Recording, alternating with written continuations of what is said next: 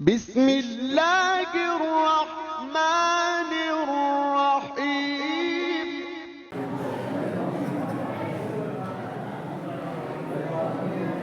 إن الحمد لله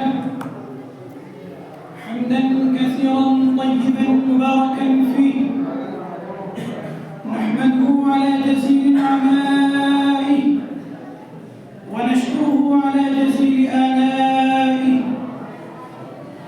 هو الأول والآخر والظاهر والباطن وهو بكل شيء عليم.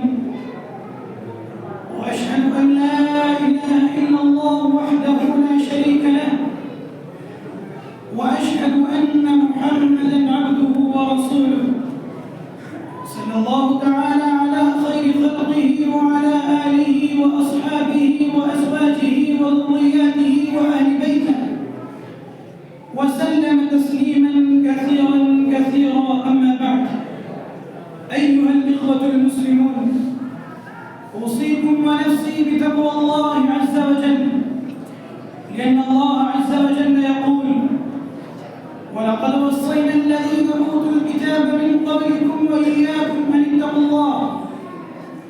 أيها الإخوة المسلمون، ها هو رمضان قد أقبل بخيراته وبركاته، فحري بالمؤمنين من العاقل أن يغتنم هذه الفرصة العظيمة في الطاعات والقربات، فإنه شهر أيامه معدودة، وهو موسم المتقين وميدان المتنافسين. ففي هذا الشهر يضاعف الثواب وترفع الدرجات وتغفر الذنوب والسيئات. قال النبي صلى الله عليه وسلم: من صام رمضان إيمانا واحتسابا غفر له ما تقدم من ذنبه.